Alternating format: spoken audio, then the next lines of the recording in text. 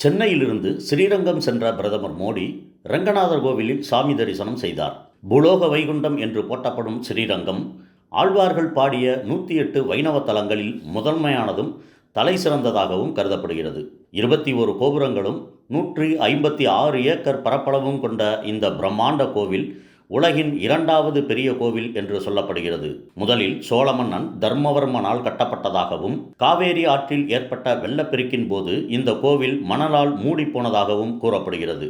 பின்னர் முற்கால சோழ மன்னர் கிள்ளிவளவன் கோவில் வளாகத்தை மீண்டும் கட்டியிருக்கிறார். வைணவ ஆலயங்களிலேயே 322 நாட்கள் திருவிழா நடைபெறும் ஒரே கோவில் ஸ்ரீரங்கம் ரங்கநாதர் கோவில்தான் என்று பக்தர்கள் கூறுகின்றனர். உலகில் பல்வேறு இடங்களிலிருந்து வைகுண்ட ஏகாதசி நாட்களில் மட்டும் சுமார் 10 லட்சம் பக்தர்கள் இங்கே தரிசனத்திற்காக வருகின்றனர். கலாச்சாரம் பண்பாடு மாறாமல் இந்த கோவில் இருப்பதால் 2017ஆம் ஆண்டு யுனெஸ்கோ அமைப்பு விருது வழங்கி சிறப்பித்திருக்கிறது.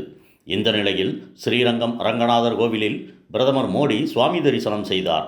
திருச்சி விமான நிலையத்திலிருந்து காலை 10:45 மணி அளவில் ஹெலிகாப்டர் மூலம் பிரதமர் மோடி ஸ்ரீரங்கம் சென்றார். பஞ்சக்கரையிலிருந்து கோவிலுக்கு செல்லும் வழியில் திரண்டிருந்த பாஜகவினர் மற்றும் பொதுமக்கள் பிரதமர் மோடிக்கு மலர்களை தூவி உற்சாக வரவேற்பு அளித்தனர். இதனைத் தொடர்ந்து ஸ்ரீரங்கம் ரங்கநாதர் கோவிலுக்கு சென்ற பிரதமருக்கு பூரண கும்ப மரியாதை அளிக்கப்பட்டது. பின்னர் அவர் ராமானுஜர், சக்கரத்தாழ்வார் உள்ளிட்ட சந்நிதிகளில் தரிசனம் செய்தார். தொடர்ந்து கோயில் மண்டபத்தில் தமிழறிஞர்கள் பாடிய கம்பராமாயணத்தையும் கேட்டார்.